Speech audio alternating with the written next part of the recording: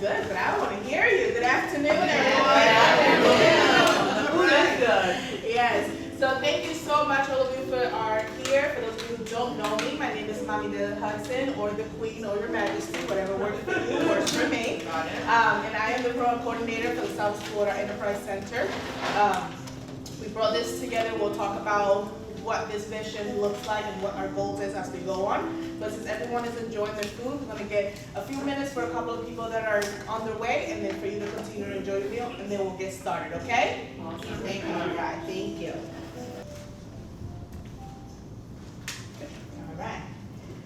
Okay, so how was that food? Delicious. Should we have it again? Yeah. Okay. They changed their menu on us, so the first menu I said had all the options. And then when we called to make the order, they were like, we changed our menu. We took half of the things you want. And then I said, well, if you are a full restaurant, can you make this section for me? And so thankfully they were able to make all of the plates that we had already selected. Because I didn't want to bug you with another email for a new selection. So we were here. They are from the Standard, and the meals were graciously sponsored by Shirley Mathis. And I hope he'll be here in a little bit to talk about his experience here. He's one of the entrepreneurs who is very successful now. He resides here at the Enterprise Center. And so we'll talk about what his experience has been here and why the center is important. And so without further ado, we are going to talk about the partnership between the South Florida Enterprise Center and the South Florida Impact Partners. And he's going to do the honors to talk about why we're here and what we want to accomplish. And then we'll go around the room for everyone to introduce himself, and then we'll lightly follow this agenda. But really today is mainly a starting point of how we come together and support the same community. Pretty much did. So, let's do this if we don't mind. I recognize really everybody here, but if we could go around and introduce yourself, not let your name tag, don't really tell who you're supposed to be. I can't see that far away. Tatum Walker, Lee County Economic Development. Jennifer Rodriguez, Lee County Economic Development. Julian Wild, Urban Strategies. Sandra Plazas with Goodwill Industries. Sarah Boyd, Collaboratory. Dawn Belmar, Collaboratory. Robert Bulls, Greater Fort Myers Chamber of Commerce. Teresa Ayers, Small Business Development Center. Stormy Frescower, the Small Business Development Center as well. Bill Robertson from SCORE. And again, Mama does like said the Queen, South Florida Enterprise Center. Did anybody understand what she just said? No. From I'm right here. I'll probably give him oil and matches for him to not let this go. So, I speak fast. just call me the Queen. That makes it easy. Okay, and I'm Lee Ford, Southwest Florida Impact Partners. And the reason we're here is most of us, well not most, but all of us in here service pretty much the same people in this county, in the region. And back in, I know I'm going back, somebody here was probably even born then, but in the 70s, I used to work for the Collier County Mental Health Clinic, which is now known as David Lawrence Center. We developed a group called the Interagency Organization.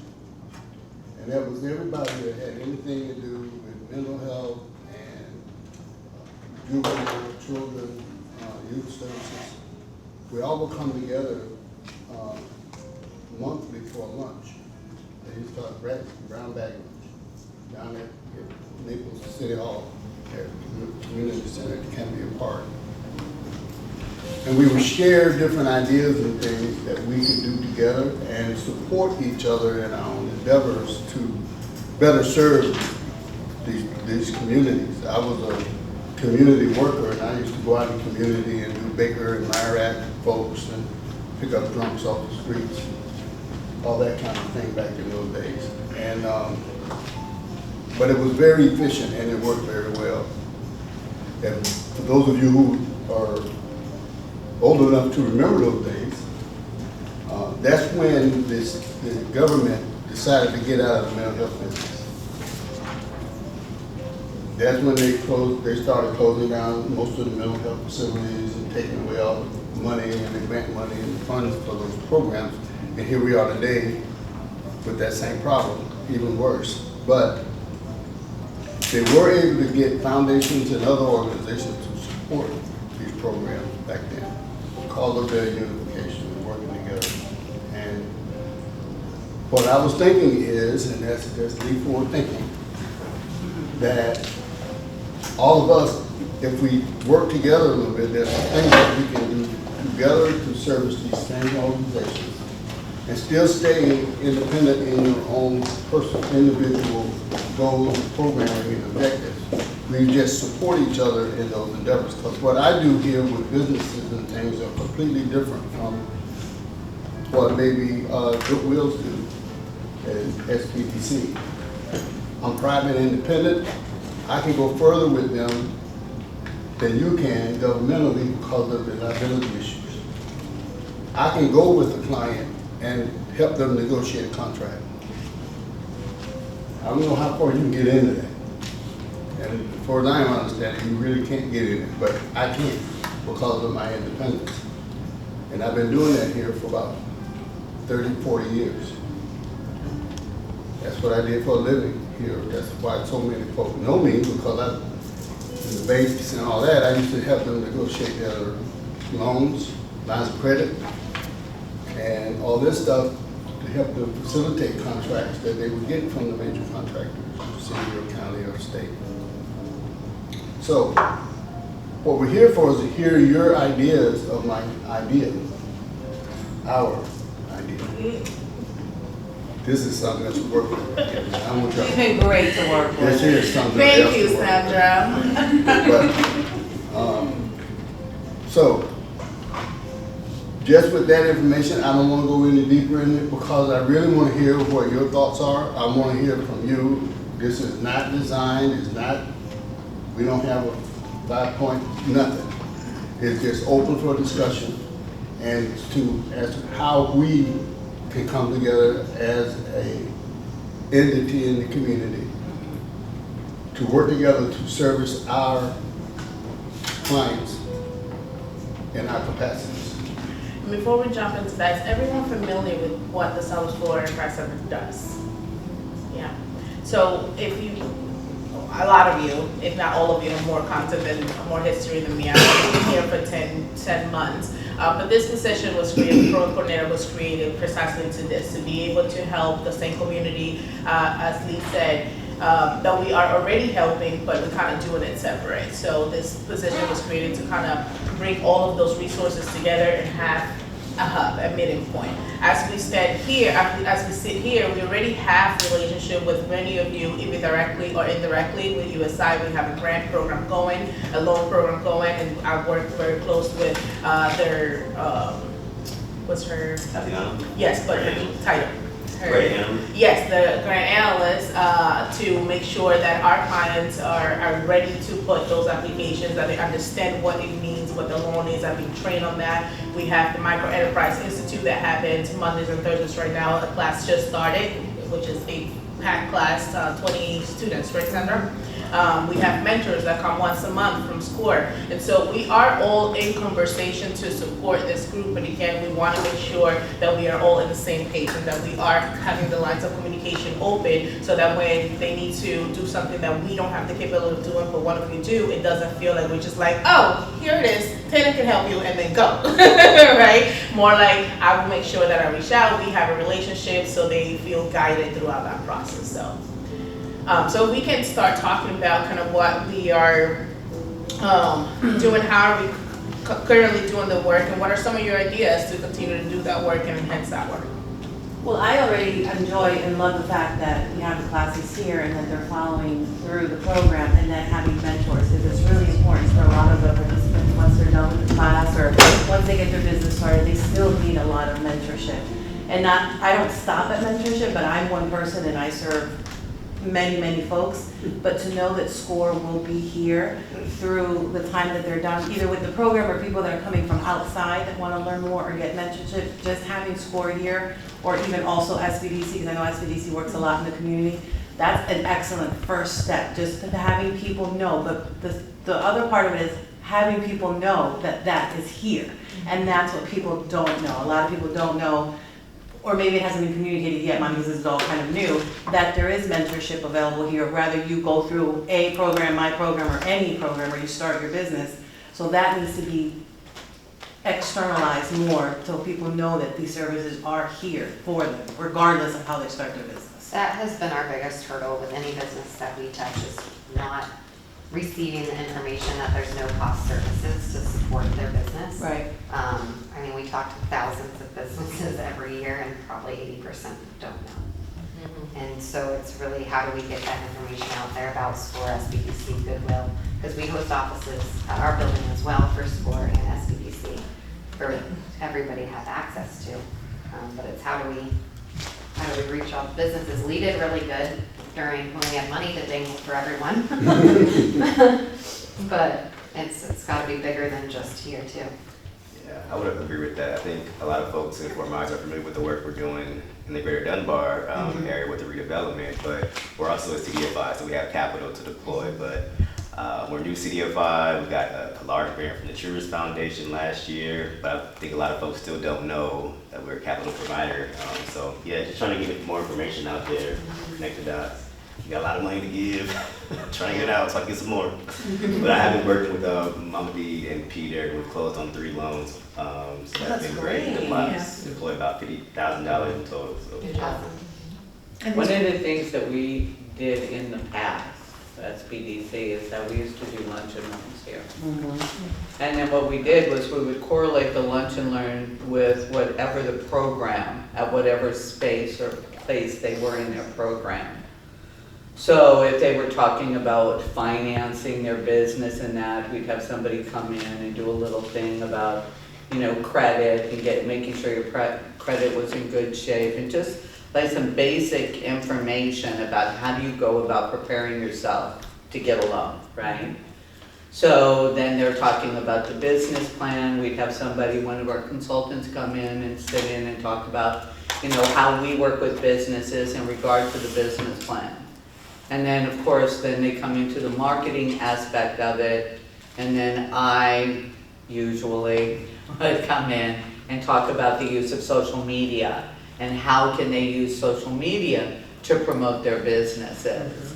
And we had a packed house every time. I mean, we had public sandwiches, somebody sponsored that, but we had a packed house every single time we did it. I don't know what happened and why it fell off, you know, but I think it was a good program. Yeah, we offered a lot of stuff here. We did a lot of our alumni workshops here in the morning time, like food businesses would come and learn about the food cottage law. We worked really closely with the UF office, extension office. They would come and do presentations here.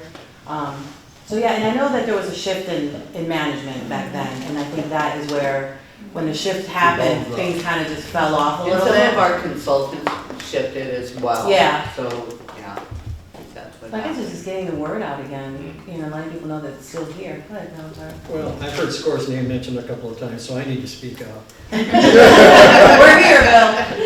Yeah, I've been in Florida. I came from another area. I'm very strong in traditional business.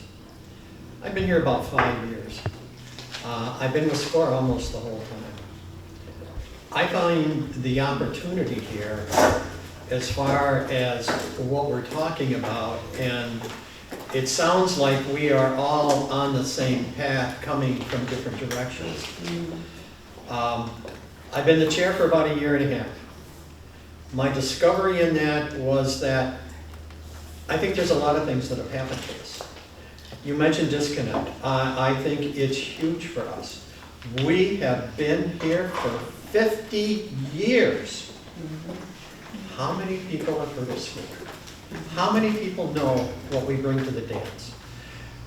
The aspect of us being to handle and work with folks, not only in the business plan, feasibility, finding the money, all those things that we connect with, but we're the hand holders from there on until success is defined by them. And I think that's important to know, because it's easy to get hung up that my definition of success might be very different than what yours is. But it needs to be what the client perceives it to be. Absolutely. I used this analogy some time back, and forgive me if it's a little cliche, but we're in Disneyland here anyway. My granddaughters went to Disney a few years back, had a chance to see all that. They were little girls at the time. They came back, and of course, Grandpa wants to know, what did you think of Disney? Well, immediately, they told me without missing a beat, Grandpa, that's where dreams come true. I got to thinking about that. When I was getting ready to take on the chair for SCORE. And you know, quite frankly, that cross-pollinates to what SCORE is about. We're here to help build a vibrant community through mentoring and education. Our job, however the client may perceive it, whatever phase they may be in, we're here to help them, encourage them, guide them in the regards to having a dream come true. We've all heard the analogy. It's the aspect of, you know, it's not a journey, it's a destination, or it's a destination, it's not a journey. But however you read that, the important part of that is who you make the journey with. Right. Who's the person that's going to be there to support you when things are going really well and when they're not? I've got clients that I've had probably close to 2.5 years. And we still talk about what's going on, and sometimes they forget about, oh geez, I haven't updated my business plan. Well, no wonder we're not doing exactly where we need to be. Hold your hand out. It's time for a little slap. Let's get to it. Let's find out what we've missed. So it's those kinds of things that we bring to the dance. It's been I'm really challenged with the amount of opportunity I see. I do not, and I mean underline, do not have enough people to be able to reach what the potential really is here. I've been approached just recently, within the last 2 months, a charter school. They are very much subsidized through another very well-to-do entity. They came to me with an educational opportunity for folks that are not going to college. They're very much interested in being in the trades. They want us to come in and mentor them. What an opportunity I have. Right. I don't have enough people to be able to go and do that. That's part of my challenge. We just got through doing a very major television, radio program in the Hispanic, the Wink commercials. We ran it for about 10 weeks. Now I raised my hand and let people know that I was here. I didn't get any response. And the way I was able to do that, because we are a nonprofit and my funding is like, I got loose change in my pocket, probably more than my funding looks like. It's those folks right down there at the end of this table that helped me get that done. If it wasn't for the relationship that we have and the funding that they could provide, it couldn't have happened. Now, did I get all the results I want? No, but it got my hand up. It got me to be known that now I've got some different opportunities to reach out to the Hispanic community and see what we can do. I got my first mentor that's bilingual. That, to me, that was huge, to find somebody that was willing and able to come in and do that has business experience. I think you're absolutely right when you talk about disconnect. I think between COVID and whatever the hurricane, however you want to describe that, I lost clients that had to move out of the area. I lost mentors that had to move out of the area. We are definitely in a rebuild. And the amount that my volunteers were able to accomplish this year, as I look over my shoulder, we get ready to start our new year here October 1st. It's pretty phenomenal what we've done in the restructuring that we've taken place. But a lot of it comes from the simple aspect that we need to think out of the box differently too, and how we approach things. I don't know, looking over my shoulder at what happened in the past, if diversity and inclusion was #1 on our target list. I can assure you, beyond a shadow of a doubt, in the last year and a half, it is definitely my target. I look for folks, I would love to have them come and talk to us. I would love to have them be a part of what we're working to do. SCORE has an interesting mission. I was told once as I became the chair, being new to this, I said, well, what's the parameters that you want me to operate in? You're the chair. You do what you want to do. Don't make it illegal. And for goodness sakes, don't make it immoral. Beyond that, accomplish the goals. And that's what we're setting out to do. And it's interesting, it's a challenge, and I think we can get there. There's a lot of new doors beginning to open to us, which means a lot of different opportunities. But I really and truly need people. I need mentors, people that'll step up and actually get involved, hands-on. Can I ask a couple new, well, relatively newbie questions? So I'm familiar with the Enterprise Center and a lot of the programs in the room. Is the target for new entrepreneurs and new small businesses to tackle some of the issues we face as a community? Like, are we working with any entrepreneur that comes through the doors to start up their business? Like, are we vetting, is there any tracking of like businesses that start up, succeed in certain time periods? Yes. No, that's an interesting question, because we tried to do that at first. My volunteers are all very professional people. I call them PIPs, previously important people. They were managers, they were owners, they were, all that. Yeah. So sometimes we'll get Gulf Coast University, prime example. We'll get a graduate student coming out of there.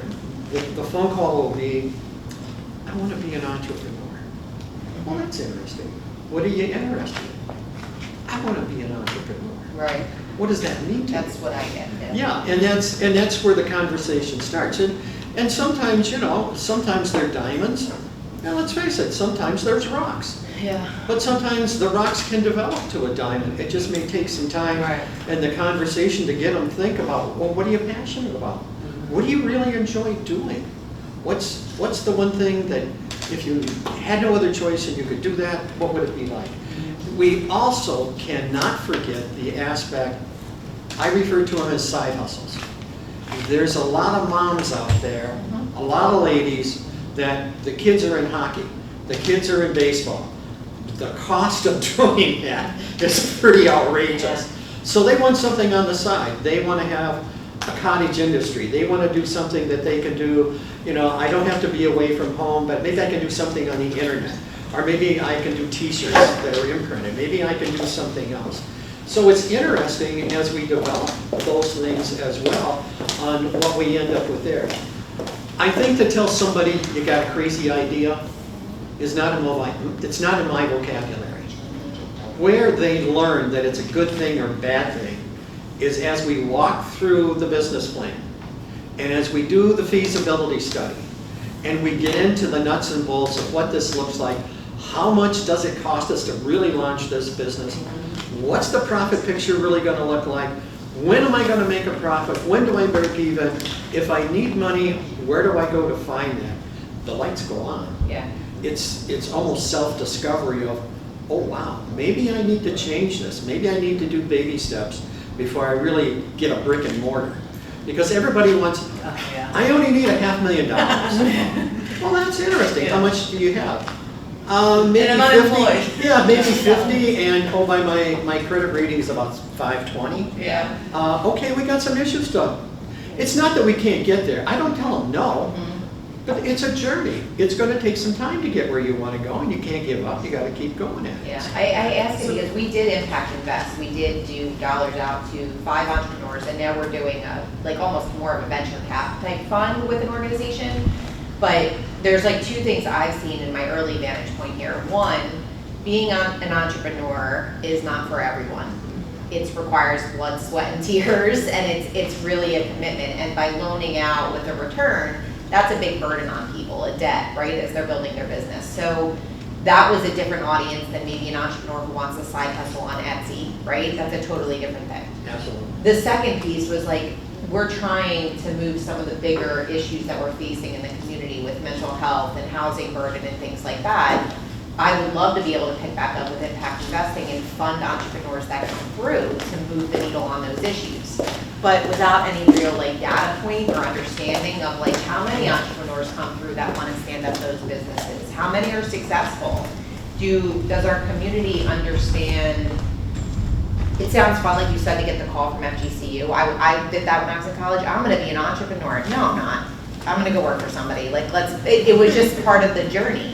But like, do people understand what it means to be an entrepreneur 100% of the way? Like, just any measurement of where we're at, that I would love to even pilot something like that, because it's needed, I think. It's funny you say that, because I had a gal I talked to yesterday afternoon. She's been in the healthcare business for probably 20, 30 years. She sees a need in her community for some type of assisted housing. She's trying to figure out exactly what that looks like, but she has she's in healthcare. To be in business, you gotta put on a different hat, and you've gotta not just think with your heart, you gotta start thinking with your head, because you gotta find a way not only to do this project, but how do you fund it afterwards? So we kind of started talking through that. Now, she's doing some homework that I've laid out for her. She's going to come back. But that's a prime example of what you're suggesting.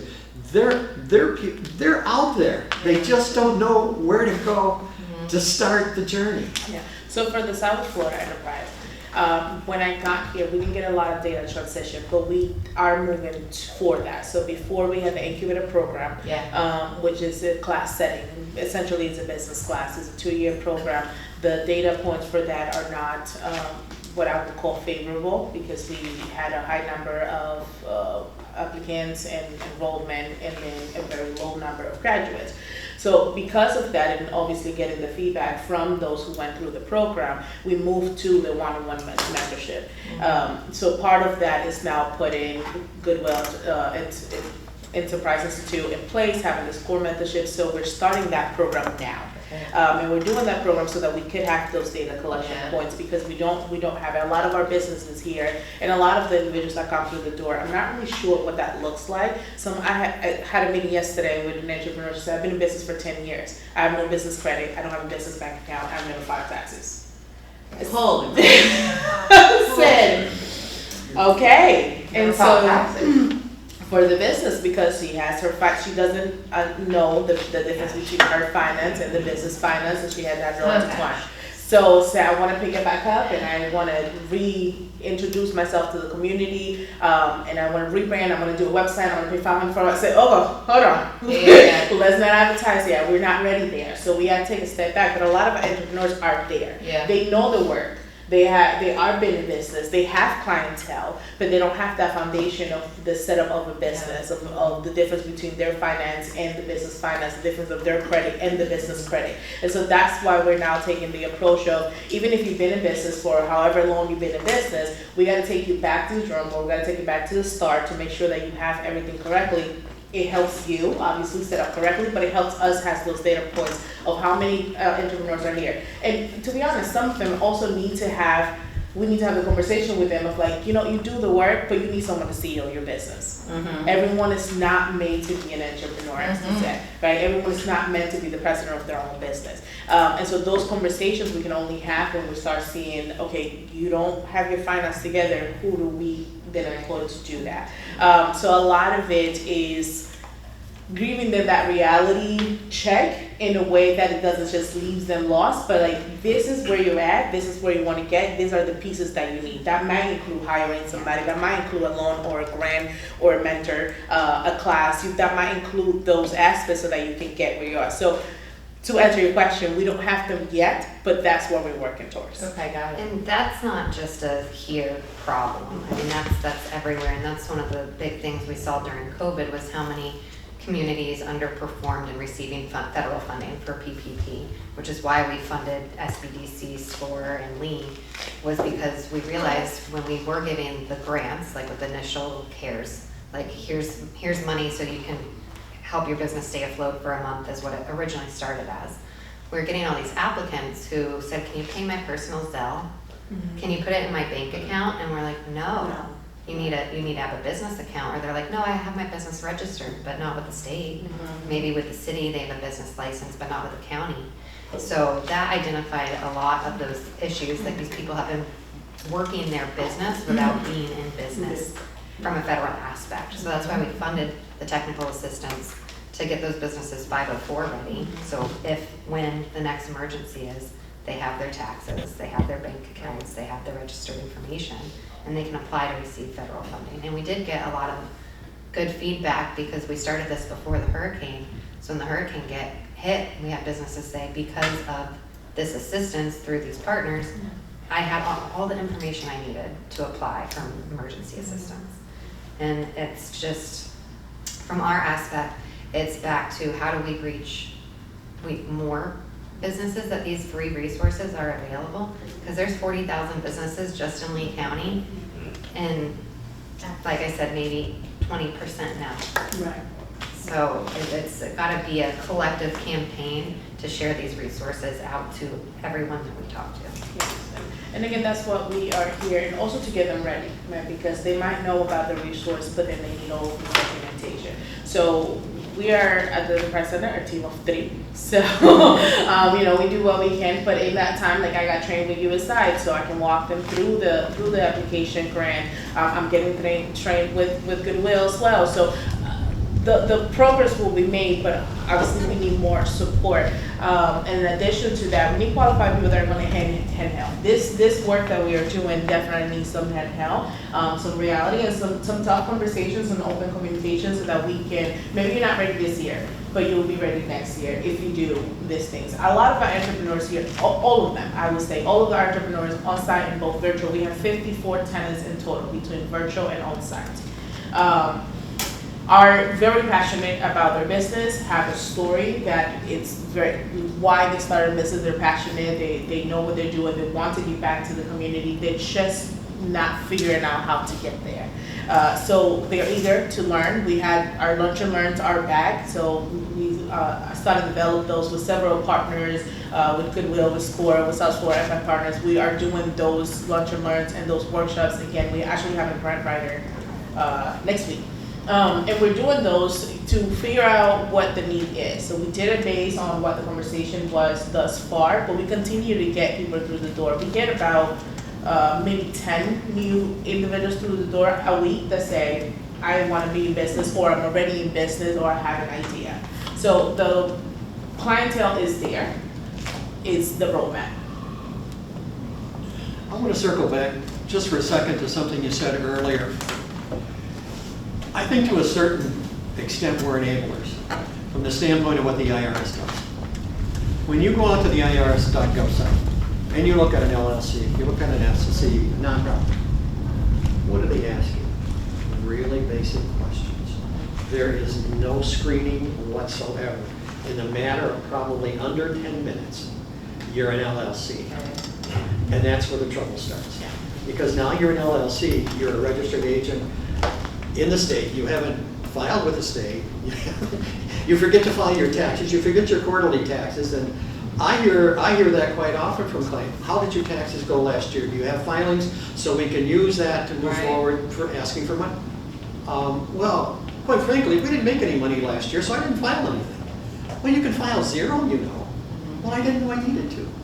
So I think to a certain, it's the educational side of us that seems is where we dig the hole. Yeah. And then we throw them in and it's like, well, you can't know what you don't know. So Yeah, and I think that's the piece, like, because I see it on the nonprofit side too, to Oh, be yeah. honest, right? Like, it's societal, it's not just here, but it's like, if we're all working towards the same things, right? And the goal of a business is to be profitable, right, in some capacity, their level of success. if you want to survive. Right, if you'd like to run the business. But like, if the understanding up front of what it's going to take, and like, okay, maybe your goal is to make $1 a year. I'm not here to judge that, right? But like, you want your business to sustain. That understanding is from jump, right? And this is what it's like to run the business day to day. This is the time commitment. This is the tax filing. This is how it contributes to the greater good of like the community, or contributes to what you're trying to do. I just feel like I would love to, like a CDFI in some capacity, impact invest into entrepreneurs that are ready for that. But I'm like a little kind of like gun shy around it because I see a little bit of a lack of understanding of what that truly means. Well, you're right, but it doesn't take long to figure out. Working with these guys, being able to come in here and having office hours gives us a different perspective than what we get on Zooms and on phone calls. I've had a really big, long business background. It doesn't take me very long to figure out, are these guys really passionate about what they're interested in? Are they blowing smoke? Yeah. Have they done anything? I mean, the internet today, to come to me very naively and not have really good-based questions, I get very concerned right off the bat because I'm going to invest my time here. I want to make sure my time is invested correctly and that as a volunteer, that's all I get out of this. I get their success and I tell them that. If you're not successful in this, if you're not going to follow through, and I give them homework and I give them a period of time to come back. If I don't hear from you, I'm going to be calling you. And if you don't answer, I'm going to know that things have changed and you've decided this is not what you want to do. And that's okay. Maybe that's the answer. But yeah, it's a whole process that you have to go through. Even here, we're finding at times people show up, they're on the phone. Well, I got to run to the bathroom. Geez, I left my paperwork at home. When I dedicate volunteers to come, the word gets around if it's working or it's not working, then pretty soon I begin to have difficulty finding the next volunteer to come. Because they want to come and do something. They want to give back to their community, but they want it to be meaningful. Right. I mean, this is a nice place to come and sit and have a nice water and, all, but it's not what they have in mind. So it's a little bit that way too at times. But it's part of, and I think most of my volunteers accept the fact that that's going to happen occasionally. But we work not to have it happen. Well, I just have this. Out of the 215, 20 clients that I have, not one of them signed up in my office. And I work with them. I didn't figure out in a very short period if they had any measure of passion for what they're doing. Yep. It did not happen. I didn't deal with you because I'm not going to waste my time. And I don't want you wasting yours. I will refer them to you or Career Source as other options, because I may not be somebody that, I just don't click. And I think that's really important because there's a lot of parameters that I'm not aware of with a lot of the organizations here. Because yes, I know Goodwill, we have a target client, which is very low to moderate income folks. You prepare them and guide them and bring a foundation to them as they want to have a business idea and passion. But some of the things that, not everybody's going to be a good fit for my programs because they talk too much, they don't know how to concentrate, they can't focus, they need to be constantly talking, and that's not what the program is. You have to pay attention, you have to focus, there's times where you talk, there's time. And so I said, you know what, I think you might succeed better in a more one-on-one counseling where your ideas are heard immediately and you guys can put together an objective for yourself and move forward. But then that person doesn't get the response that they're looking for. So I guess I want to make sure that we're all working with the same clientele, or is there a measure that you guys are looking for? Like Teresa, you and I have been working for years together, but there are oftentimes folks saying SBDC won't take me. They don't work with startups. They don't work with my type of, and I don't know if that's true. I don't know. I don't think so because I send tons of people to SBDC. Yeah. And I send tons of people to SCORE, but I get a little bit of, I'm not sure they want to work with my type of business idea. I'm not sure that I'm ready to work with them yet. And that's where I gotta get like, what do you mean? They're supposed, they're there. Now, you have to be the interested person and you have to be the person that communicates with us. This is what I want to learn. Set up, and I tell them, you have to be the one that's interested. It's your goal. So you have to call, you have to follow up. You have to attend these meetings. I think that's one of the biggest problems, though, is this idea of calling, because you can't call. I mean, there's this phone that nobody answers, it rings a lot, right? At FTCU, because everybody's moving around. Right. And we have agents, like some of our agents have the phone number on their card, but they're never in the office, they're always out in the field kind of thing. Mm-hmm. So the best way is you send them to someone, like you typically send them, if they're marketing, you'll just tell them, call me or email. And my phone on my card is my phone. Right. So it goes to my cell, so it's always ringing. Mm-hmm. But by going to a person directly, first off, you have a better chance of being able to connect with the person. And second, if you go online and you fill out that intake form, bam, that's a done deal. You're in the system and we find you a consultant to work with. Right. So, and we don't turn away startups. I didn't think you mean, would. we are mandated to work with startups. It's part of the foundation of the Small Business Development Center. And part of that could be that they did meet with them, but they were sent home with homework or listed. No, They don't want to help very me, true. but that's not the case. That's It's like, very true they too had as a list well, of yeah. things to prepare for the following And they meeting. didn't they were follow like, up. oh, That's no. actually very true, Jennifer. Yeah. And even about your enroll for counsel, or for consulting thing, that we even refer them to your website too. It's like, we might think one of you guys have a skill set that's best, but you have an intake process. But they Right, might need and to I'm start gonna somewhere send else them that there they're not telling you. anyhow. Okay, Yeah. this is what we're gonna do. We're gonna set up an appointment, but first I need to, we'll set up the appointment, but you need to Go through the website, yeah. And that's why we are having these connections, right? Because when they do get sent from, or what I'm finding out, a lot of it is not that they don't want to do it. There's a portion that this is too much, I don't want to do it. But majority, what I'm finding out is, I don't understand this. And they don't even know how to say, I don't understand what they're asking me for. I don't understand what this goal, this vision is that they're asking me, this balance, I don't know that. And so it's taken, I give you an example. I was after one of our entrepreneurs that said, came for the presentation for USI. I was after him for 4 weeks, about 4 weeks. You need to make an appointment to put your application. You need to make an appointment to put the application. He canceled me 3 times. Finally, 3 days ago, he came in, we submitted the application. Oh, this wasn't difficult. And you come. Then, 2 days later, Tatiana called. He came yesterday to tell me, Tatiana called me and told me this what I needed. So, but I had to, one, be after him because the fear of I'm gonna go in there and not know what to submit, how to do it, is stopping them from even going into the website. Because had he gone to the website, he would have realized that it was 10 questions. Right. You know? It's really not that simple. Like I said, I've been out here a long time too, doing this, working with businesses every day. That's how I made my grits, that's what I say. And the problem is we assume that people can take these simple 1, 2, 3 instructions that we have and just go do it. That's not the way it happens. You have to think a lot of time, not all the time, because you get people that's pretty intelligent that go out and do whatever you ask them, not a problem. But you're going to have some people just totally fearful of making sure they make the right move. They're more concerned about doing it and doing it well that they don't do anything. I work my clients as casework. They don't come in and just talk to them and send them off. I deal with them as casework, and I'm not concerned with what they don't know, because the fact is they wouldn't be there if they knew what to do and how to do it. That's something that don't turn me off. If I see you have a passion for what you're doing, I'm willing to engage with you.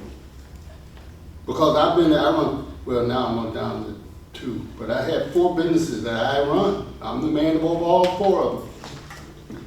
But the thing about it is, you have to be willing to guide them by the hand, some of these people.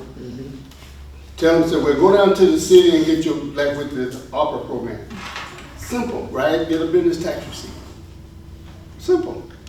Just go down there, take your little, fill out a little paper, little application, and boom. No. It is not that simple for some people. You want me to go down there to that Darth Vader building and talk to these people about something? Well, what do I do? How do I do it? It's simple. So what do? Me and Miss Julie, okay, this is the application right here. Just go fill this out right here. It's just that simple. Take it down there and get your license. But and I it think won't cost you with this.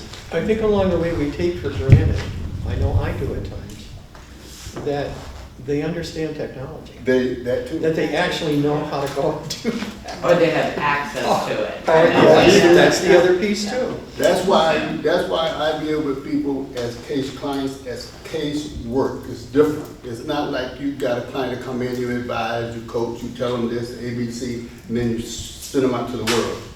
it's important to meet people where they are, essentially. That's the word. You have to meet people where they are, but you gotta be willing to do that. Now, I'm gonna tell you, I got some mad folk with me now. 2 weeks of the offer program, a couple of them went and filed a complaint with the NAACP, telling me they don't like the way I talk to them. Cause that's one thing I'm not gonna do. I'm not gonna waste my time with you. Right. And I will tell you, some people may not be that I'm not that diplomatic at times sometimes, but I tell them, this is not gonna work for me, this is what you need to do. There's 4 organizations, there's Goodwill. Goodbye. No, but I'm being honest with them because my time is valuable too. But he's right, because during the ARPA program, if the applicant wasn't a right fit for him, he did offer them to go to the other technical assistant programs. As they all did As too. they all did as well. So it's a. Well, one of the things that I liked about that program was the fact that it was tied to SBDC, and they were encouraged, and really actually part of being accepted within the program was to work with consultants, right? So, I mean, so you walk through a step of mentorship, you have a better success than just getting the money, putting it in your bank account, and there you go. And there you go. And it provided kind of the carrot, right? To engage in consulting services with somebody to have an assistance. Because, okay, there's $20,000 at the end.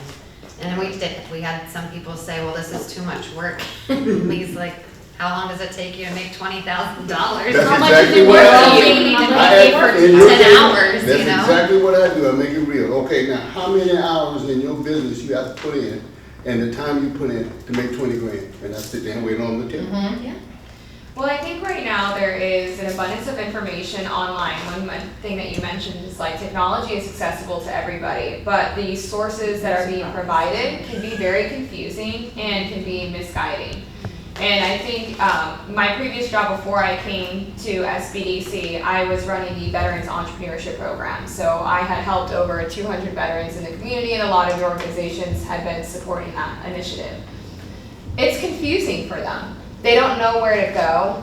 And one thing that I was wanting to push heavily in that previous job, and even in this one, is there needs to be a very seamless directory of all of the organizations that work with each other and the initiatives and resources that they offer, to know that like I'm not the only one who's providing educational resources, and hearing that multiple of these partners here today also have that. There is just a lack of getting the information to the right people. And then when you mentioned earlier, you know, SBDC turning away clients, that doesn't happen. However, the phone ringing, you know, I called, or someone called, and I'm like, hey, you know, your consultant's not there. And he goes, well, I've been trying to meet with them. Come to find out, they had never completed the consulting form. And that is a big reason we can't actually engage into the conversation unless they fill out the form. And so there is a lot of processes. Sometimes it's unclear, and I wish that there was a seamless platform that we could create either on all of our web pages or in a seamless one web page where all of our partners' information is available and easily accessible to the clients. You guys did that for So ARPA. We have it all, we have it all on our standing handout webpage. for ARPA, and that we were all listed on there, so they had multiple options to go through if one didn't work out for them. So we Yeah, still we had do. a- We yeah, have a sorry. resource tab on our actual website with the information to our partners that are able to help with all the free, no-cost resources. And what they But- do, and then we have it on the county page as well for the ARPA program. Right. Well, the directory is a great idea, but then you find yourself saying, visit our website, go to our website, and people are like, They I won't didn't know take you it. had that And on to your what website. extent Everybody's- are those resources within your boundaries? Because a big part of like us, we're not just serving Fort Myers, some of us are handling clients from other counties. So that would be my question is, how far does your guys' directory list, does it only include like Fort Myers partners? It's not a directory list. It's- Well, but resource it's our page. county resources. County, So, okay. 'cause that's what we cover, but it doesn't say these people only serve Fort Myers. Right, Like right, all right. of you- And I think Yeah, that we was also even better process for county SWOR lines, and SBDC but- after Yeah. COVID, was you guys, I guess, Yeah. found that you don't necessarily have to sit with someone to help them, but you can see them through virtual. I think Yeah. you guys expanded those services after COVID, which were really helpful. Yeah. Because a lot of people did not have returns. I think ultimately it kind of goes back to educating, and then once you educate, because during ARPA, we had a lot of businesses that, throughout the partners that helped, they didn't have a business plan, or asked why they needed a business plan. I've been running my business 3 years, I don't need a business plan. I don't need an accountant, QuickBooks does it for me. So it's just educating them, and then once they're on their own, checking back in with them to say, hey, how you doing? It's been 2 years, like back to what Bill said. See where they at, meet them halfway, see if they still need something, because even though they're fully, entrepreneur and they're off on their own, they may still need something and they not know. So. And to your point earlier, you said you met with the one business who didn't have their business account or anything like that, but they're like, okay, yeah, let's start marketing right away. Yeah. You're like, not ready yet. That was also something through the ARPA funds, like the businesses come and they're like, oh, I need $20,000 to do X, Y, and Z. And part of that was meeting with the experts and saying, well, here's where you're actually not meeting like the threshold of things that you should be meeting as a business. So here's some better options that you should be investing in. So all that spins back to exactly what you offer. And that is the entrepreneurial aspect of business plans. Because without the business plan, you go nowhere. Yeah, and that's It what is the our only focus is. signpost that we have on the road as an owner, as an entrepreneur, that tells us if we're doing good or if we're doing bad. Right. You are the only ones in this whole county that I've ever come across that provide that kind of service. I also do mentoring, believe it or not, up in New England. New England, the banks will do it up there. Yeah. With the idea that if you finish it, they will offer you a line of credit up to $5,000. So when you're dealing with startups, it's a really great way for kind of short money, depending on what somebody might need. Right. But in a lot of cases, it solves the issue of getting going as money. But the service you provide is just tremendous. I send a lot of people. You do, I that just way. have 3 more people for you for this Oh, class, yeah. but I can't. I- But the I- other thing that we like to do is, I invite SCORE and I invite SBDC so that you guys have the opportunity to say everything that you guys provide, because I looked at my program as a step 1, and then I put you and SCORE as a step 2, because I can't maintain every single person that comes out of our program. Absolutely. But, and also you guys also need a lot of manpower as well, but at least they have that step 2, and that's why I have you guys in the, like Ken is doing our accounting talk. So I try to include as many partners that I work with in the program, so people say, Yep. okay, when I'm done here, my step 2 is I go to SCORE, or my step 2 is I go to SBDC, or my step 2 is I look for more resources with whatever businesses, resources Exactly Goodwill right. provided. So I just try to be as inclusive as possible. We need to get Lee in there, and I want to get Julian in there. But I will say my caveat with you, Julian, in information is you have a set audience that you are targeting, and mine is a multiple of different backgrounds, but that doesn't mean that we can't put something together specific for the audience, because this CDFI that you have is unheard of. There is no bank in this area that is going to lend a startup with no financials and no serious background behind them, besides the CDFI that Julia was talking about. Right. That is huge. That is a huge piece. I don't know how we can expand that to the people that really need it. And it's a big community here that we need it. It's unheard of, guys, for a CDFI to loan small business, micro businesses who have not even started but have a solid foundation. Unheard of. I don't know why we don't have more, There's no other CDFIs in this region. no, there isn't. No, there's a few organizations that have been trying for years to set up a CDFI for that main reason. Right.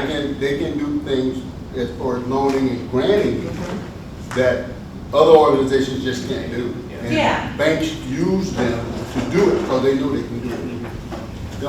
The one thing I say is, I send people to SBDC for business plans.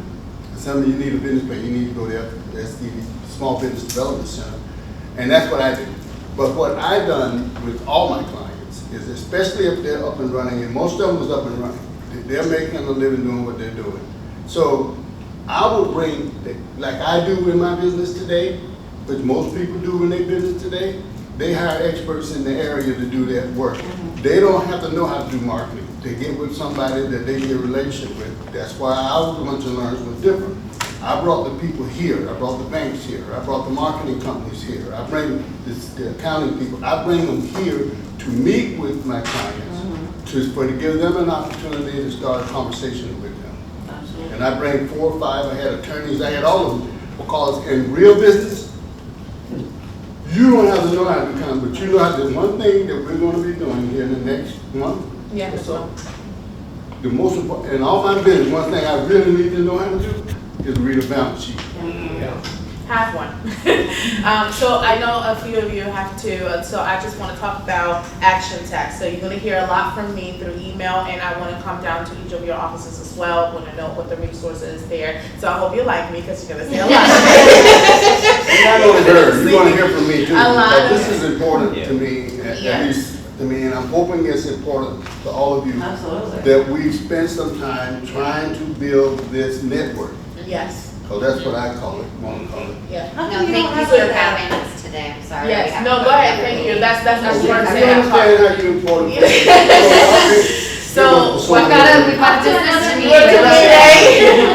So what would happen, thank you, ladies, thank you. Thank you for coming. So what would happen is you will hear again, you're gonna get a recording of this, so you know kind of what happened, minutes as well, and then I'll start making meetings with all of you to know what your resources are, kind of get more information. And hopefully, we don't have a website yet, but we are in the process, the city doesn't have a website yet, we're in the process of developing that. And so all of our partners will be in that website. I wanna know what the resources are, so that when they do come through our door, we can then make those connections. And our partnerships, go as far as they need to. Again, this is the first of many. We will continue to have these conversations and approach and tackle the issues as they come. Especially because the big part is the education. So right now, we only have one lunch and learn and one workshop a month, and I did that strategically because I want to get the feedback and what else in there. But my goal is that we can have 2 to 3 a month where we educate on different topics to different individuals, and then also have a name attached to it. As Teresa said, it's different to send somebody to just this website than to say, go and speak to Teresa. She will help you with this, and that. Does that make sense? And one thing I may add, I don't know entirely because I'm still new training. One thing that I just did for the Cape Coral Economic Development Office is I helped provide a lecture of how citizens and small businesses can apply to their grants. So I did like a very hefty overview of how to apply to their particular grants. I know that They'll probably rework it in the way that you put it together, so it makes sense now. yeah, and that would be, and which is funny because I ended So up. the money will actually be able to get out there. Yeah, there was some, I did grant writing in the past, so there's definitely some flaws that I ended up seeing and having to approach them with. But those are kind of potentially ways that, we could also be supportive, or I could support developing lectures that are aligning to your program and helping give the information, whether you guys have certain grants, certain things that they can apply to be eligible for. We may be able to partner and assist and provide that teaching to the community about your particular program that you offer. That's the active. Like next year, May 4th or May 10th is Small Business Week. Why couldn't we put something here where we have all of our tables, we have businesses coming through, banks also that work with us, and I work with lots of banks that support our program that want to continue to do more teaching and more learning. I mean, there's an opportunity right there, and then That's a great idea. Yes. Everybody can be here, everybody can have a few minutes of and then you can actually have breakouts. I mean, you can really put a nice. And do it for a couple days. Yeah, exactly. You can't do everything in one night. Like the Yeah. first night could be the breakout sessions, understanding what businesses are in this community and how they can be served and improved. And then another night is small business night. Come look at all the businesses that are in this area, and then come meet with, Bills and the Teresas and the Lees and how they can help in banks that are urban strategy should be number one, and the other banks to support. Like I know Waco's EK has a really good startup assistance, but they still need to have a foundation and some things in place and a threshold with their credit and so forth. But they're helpful. They're bending some things to help small business, especially micro businesses. I think that would be fantastic. Because I don't think we really have a hub, so to speak, for like Small Business Week. We do a lot of virtual things that we do with the Small Business Association, but I don't see something where businesses can go and make it like you said, like a 2-night or 3-night. Come find out what this community is about, how you can be served, how you can grow, what business development looks like, and have some prizes or something. Because fun. it also for your community, it really gives them a one-on-one and a face to put towards the Exactly. resource, right? Exactly. So then they actually see the resources, and then on the other hand, those of us who work within this community get an opportunity to meet everyone who's putting together resources and seeing how that energy can flow among us all to make that happen. Absolutely. And it shows appreciation to the small businesses in our community. And bring the people that have been successful through your partnership, that you have started from the beginning, and now Matthias or Shirley, I don't know if this person came from here or not, but you guys have successful, I know SCORE does, I go to SCORE's luncheon almost every other year when they have it, and they have some amazing businesses. Those are the people that should be represented and right next to you, be like, did you know I worked with Bill for 2 years and he got me from A to Z, and now I'm here? Like, people want to hear the people that are successful. How did you become where you are now? That kind of thing. So that's, I mean, that's a far away, so it's something that could be still planned and put into some kind of action. But yeah, have the people that have gone through. I sat with Lee. Lee Ford talked to me. I couldn't even understand what a permitting application was. I didn't even know where to find the good, the website to even talk to anybody. Lee helped me, and I'm here where I am. Am I $1 million business? No, but I'm better than I was 2 years ago because of the services of Lee, because of the incubator, because SCORE took the time to meet with me, because Julian is here and has this great opportunity. I think that would be huge, really huge for this area.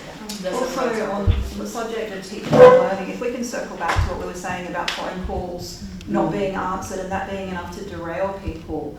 To me, what I'm hearing there as somebody who spent about 15 years of my career in startup land is that there is a fundamental skill that people are going to need to succeed as entrepreneurs. That they may be coming out of the Goodwill program, which is such an excellent program. I've gone through that program myself, and it taught me a lot about the differences in doing business in Florida compared to Sydney and New York, where most of my career was. But yeah, like one of the things that you have to do as an entrepreneur is to not let something like that stop you. If somebody isn't answering their phone, which a lot of people don't, you send them an email. If they don't answer their email, you send them a text. You connect with them on LinkedIn. There are all these different ways. Absolutely, and it sounds like there might be some limitations in terms of business communication skills, and also Mr. Ford was talking about some of the challenges that some of the people are facing, and especially if people are fearful to be reaching out to a lot of people. Maybe they need to be explicitly taught the skills to do that and taught. And I agree with you completely. Yeah. I mean, just some of the things that you were saying about your clients, just putting together a class where you can talk to people about, what resources look like, how do you structure that, how do you understand what's available to you, how do you put that together? You think about, you should have learned that in school. Truth is, school doesn't even teach you that, right? And there's no real business application or teaching people how to go get a job or how to build a company or any of that. So Well, they used to they're have not even that. balancing They used to have that checkbook, when and I that's was my in school. thing, right? So It's like EQ. Back in the day, they did. Home ec, they taught you, I was just kidding with you. They didn't have that in school when I was in school. That show you how long ago I was. But they taught you how to sew a button on your shirt, they showed you how to write Yeah, a not check, anymore. they taught you how to Change do a tire. all that. Not anymore. You wanna come with me, because I gotta go beg for money. Story of my life, right? I'm not gonna cut my budget. Along with what you tell them, one of the things I'm emphasizing to my clients is you have to understand when you go to see someone that you're not the only one trying to see that person. Yeah. And that person is not just sitting there waiting on you to call. I say you have to make your priority their priority. Because they always say, well, I didn't want to be bugging them or something. I said, no, it's not like that. I said, if you got to call me 20 times, you call me 21 times. Because just like I tell you, you have to make your priority my priority. And every one of us know when we want to, the one that makes the biggest pain to us is the first one we try to get rid of. And that's no different than nobody else in the world. That's just the way it works. And I think that's right, that noisy wheel. But I tell all my clients when doing the interview process and all that, I said, listen, because all of them say that, well, I didn't want to keep bugging you. I said, listen, if you want, you ain't got to call me, text me. I'll see it. Yeah, that's how I can And I say, just text, but don't quit because if you don't hear from me within the day, do it again. You need more than passion to be an entrepreneur, you need to Yeah. have drive. You need Yeah, to yeah, yeah. get But see, motivated. Whatever it But is, that you need a passion, lot of see, to skills. me, and I might be wrong, but to me, that's what that drive is, that passion. That makes you get up in the morning. Cause I tell every one of them, the business is like this, it's up and down. If you don't have a passion on that down spiral sometimes, you don't want to even move. That's true. But if you got a passion, you'll get up. Yeah, because even we now, we incorporated in our class, the facilitator noticed a couple years ago that people didn't communicate well enough in email. Yeah. Like they didn't know how to respond, or they wouldn't respond, it's just responding in communication. So she started putting together like a little power slide in the middle of our class. Hey guys, for those that are in business now and, want to have some templates, or want to have, want to be able to correspond, how long does it take when you receive an email from a vendor or a client or somebody? Do you take 3 days? No, you take 24 hours, so she has incorporated a little bit of these power slides to help people. Some people just don't know what to ask and they just get nervous about things. So we try to figure out what could help them, how can they communicate better through with a vendor, or especially my Spanish class.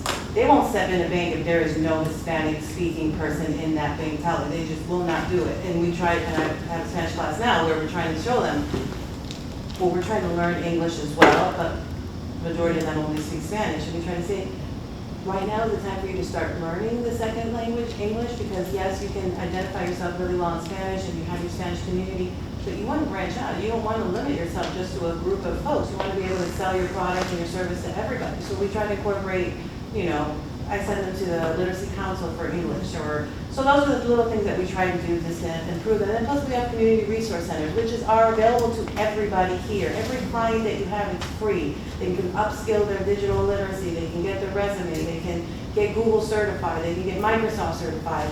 There's so many opportunities for folks there, so please, if you know somebody that their skills, their digital skills, their computer skills aren't up to par, send them to any of the resource centers that we have in our 5 counties, and they'll be able to sit with one of our coordinators and go through actual, like an accelerator opportunity, where you're at now, what you want to do, and what the outcome is for you. So please share that, and I'll send flyers too. Yes, please. What about some of us old folks who need to learn how to deal with You have no AI? idea, right here in Titus, we just had a group from Dunbar go because they wanted to learn computer literacy. We had a group of 10 of them, and they showed up every Friday from 8 to 12. Veronica Dunbar was a part of that initiative. Oh, yeah? Yep, her and her group came every Friday to learn some digital training that they were providing. So yes, we have them for every. Well, I think this is a good place to start closing now. As I said, I will follow up with each one of you. We'll have another one in the before the year end, we'll have a second one. I will also send out the calendar of events that we have going on. And the idea for this is for you to know what's happening, but also if you're interested on teaching something, or just let me know. We can always incorporate. This room sits empty for 80% of the time. So part of coming and doing this together is to also bring notoriety to this place and what is happening here, because it is one of the best kept secrets. People don't know that it's here. So Well, we want to make sure that this is not just to build this, it's to build each other's efforts and work we're all doing. Okay? And I want to say that, and not because she's sitting there, because it's true, right now, the collaboratory is also putting together, making proposals, trying to gather funding to provide grants, small grants, anywhere from $5,000 to $15,000 to a business. It's going to be a while before we hear about that, but maybe a couple of months or something. Hopefully, first out. Yes, there you go. That's their intent. So people are aware of the problem. It's just that when we do get these resources, we want to make sure we use them wisely. Right, we want to make sure we invest it doesn't tank. on There you go. BD, Right. Because we don't have the infrastructure in place to support the entrepreneurs, There right? you Like, go. it's one thing to get money, there's a lot of money. It's one thing, another thing for people to be successful. That's very We can true. invest in things, but, we keep just shelling out 20K and nothing comes out of it, and There you entrepreneurs go. aren't successful. Yeah. That, I'll go back to Jersey.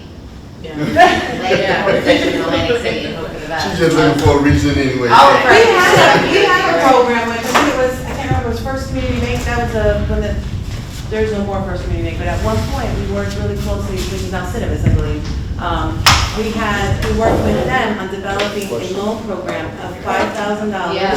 That participant has to go through the program, has to complete a feasibility plan, cash flow, the whole nine, meet with a mentor, either the one that the mentor mentored through the program or with one of these folks for 6 months. Yeah. After the 6 months, everything was working, they're putting in money of their own into their business, then they'd be able to apply for a $5,000 loan. And at that point, you can verify, okay, they're doing well, they've been in business for 6 months, they're still getting mentored. And even then, I think we loaned out 20,000, and I'd say about half of them are still in business now, and the other half just disappeared. And I just don't get why people just disappear. Oh, my thing, a lot of businesses don't, You first know, 5 we years. tell them, you know, that you're gonna have to It's look a lot at of work and It is. people, like, I think that's It is a lot of work, you're right. that's how I lose people. It's so much Same. work. And people, a lot of times are working and they're working on their business on the side. Like, I've owned my own companies, I know, and I know how much work, and I know it's brutal. If The you first can't couple get of years, you A just. startup mentality is not like anything you've ever done in your life. Like, you have to be prepared to be disappointed a lot. Like, you have to take the peaks and valleys, like. You really did. You Yeah. did. For a few years, yeah. Okay, Thank you can so I have, much. you're welcome, before we take the photo, Try to communicate. can I have your feedback, Yeah. of this, and what do you see us kind of doing forward? I think it should be a aside from quarterly thing, not twice a year or something like that. I think And I that's also part of think it. that when we do have these meetings, it would be nice to maybe, like when I presented at SCORE, I brought a graduate with me that went through the program that was mentored actually by SCORE. Because not all the people that were there realized about the program and then what we do. So it was nice for the person that actually we helped with the services be there and say, this is a needed program. These are needed agencies for people like myself and other people that are coming out.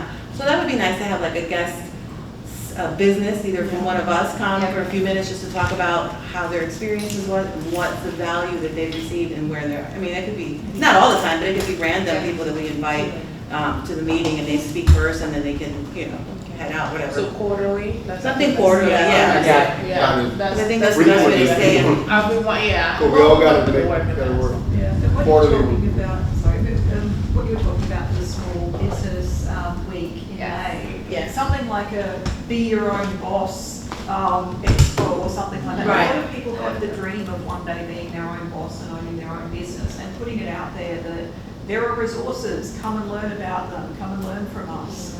Maybe that's a way to get the resources that are here known about more broadly because, I've had the same thing so many times. Right. People, if they find out that I've had a business background in startups, they start telling me, oh, I'm going to be a successful startup founder one day. I've got this idea with things that go on sneakers or something or other else. And I tell them, Goodwill Micro Enterprise Program. No idea. I don't know as much about SBDC, but it sounds like I need to. No, there are people that I send to Goodwill because I recognize that her program is much better than what we are doing. Or not even that, but it's not From a ready to person meet to a with you person. yet, they haven't done the research, Right. they haven't really understood what cash flow or pricing or any of those things are, so they go to you and they're like, doo-doo-doo, but then they come here through the program and they have some foundation, and if Right. they continue on, And they then have it's a better, group it of works out people, better. I love the idea of the classroom with a group of people, so you have people that you get to know and you can share ideas and misery and fear. It's important. Also setting realistic expectations. Right. Because one of the things that we're up against here is that there's this common perception that, based on all of these media stories where anyone can start a business, look at how relatable and humble and ordinary this very successful business person totally is. Right. And it's sort of formed this expectation that anyone can have a brainwave in the middle of the night and, suddenly be a Become a millionaire. multi-millionaire. Yeah, exactly. And it doesn't work that It way. sure Actually, doesn't. founding businesses successfully is a very highly skilled thing where at a minimum you need a competency in business administration, you need to be pretty highly skilled in at least marketing analysis and probably also sales or good at hiring people who are good at doing those Yeah, things yeah. for Right. you. But if you've got no money, you can't hire anyone, you've got to figure it out yourself. And then you've also got to get the job done, whatever your business actually is. You have to know a thing or two about that as well. And people often, and business communications as well, that's another one where you need to be reasonably highly skilled in it, or at least highly skilled enough to know that if they don't return your phone call, here's a list of 20 other things that you can do to keep trying to get hold of them, and also how to do that and be the squeaky wheel without being a pain in anyone's butt. Like keep at them. Like the greatest project managers that I've worked with, they can call you every single day to say, hey, where is that thing that was meant to be delivered a week ago? But you're happy to hear from them every single day because they're happy. Oh, hi, great to talk to you. How's it going? How's that going on? But you know that they're hassling you. You know that they're like, you've got to get this done, you've got to get it done. But they're not going to say it like that. And those kind of high-level business communication skills, they can be learned, they can be taught, but they don't happen automatically. You've got to learn them somewhere. The Greater Fort Myers Chamber, you haven't said a word. Just taking it out. One of the things that we're going to do, we've discussed, is having a couple of networking sessions, real ones, not the play, you know, like the ones you guys have, because I'm on the Chamber of Southwest Florida, and the one where you get like the business after hours things, where you may have a little wine, cheese, a little hors d'oeuvres, where we actually take the businesses through networking process with people. I talked to Dave about it. I have never met you. I heard about you, but I never met you.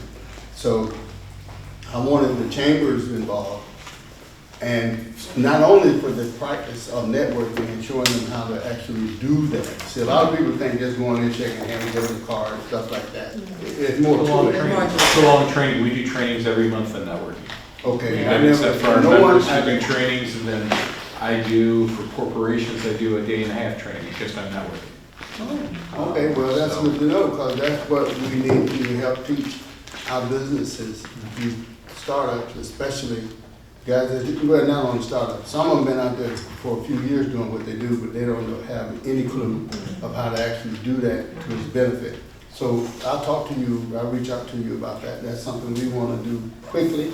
I talked to some of the folks at the collaboratory. We want to do one here, and we want to do one at the collaboratory to engage in actually going around learning how to physically network at a function.